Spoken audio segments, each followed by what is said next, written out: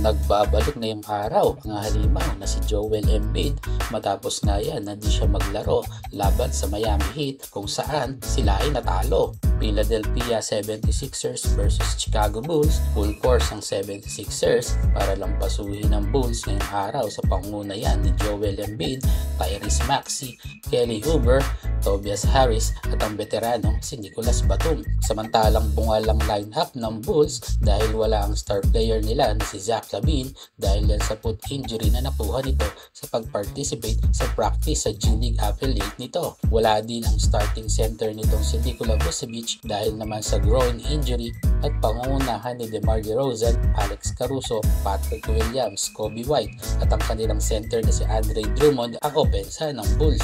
First quarter, hinalimaw agad ng 76ers ang Bulls. Mainit sa tres ang pili at nagpaulan sa opening quarter habang hirap ang Bulls na maka-score sa home court ng 76ers. Beast mode ang MVP candidate na si Embiid na pumukol pa ng isang tres sa first quarter. Isang corner 3 naman sabay ngiti ang regalo ni Kelly Oubre sa Bulls para bigyan ng Bulls ng 17 points na lamang under 6 minutes ng first quarter.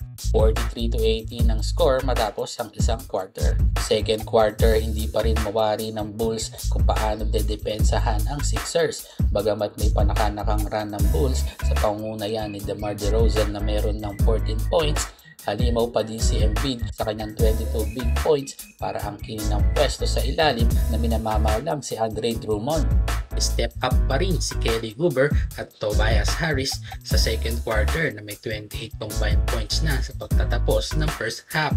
Third quarter, mahinit pa rin si Tobias Harris sa opensa na nakakuha pa ng end 1 laban yan kay Kobe White sa kanyang fast break layup pero namamaga pa rin sa 28 points ang lamang ng Sixers. Matapos yan sa reverse layup na ito ni Maxey dahil hindi na alam ng Bulls ang gagawin. Last 4 minutes nang nag-mini run ang Bulls matapos ang timeout at nagkaroon sila ng 20-11 run under 5 minutes ng third quarter. Halimaw na halimaw si Embiid sa kanyang 31 points, 15 rebounds at 10 assists. Samantalang maalat ang shooting ng Bulls sa pagtatapos ng quarter. Start ng fourth quarter, may baho na 24 points ang Sixers at mukhang maagang susuko ang Bulls dahil sa laki na ng lamang ng Sixers. Hindi na ipinasok ang halimaw na si Embiid dahil baka raw umabot ng quadruple, triple, double yung stats nito. Sa huli, panalo ang Sixers at number 3 pa din sila sa Eastern Conference na may 23 wins at 10 losses.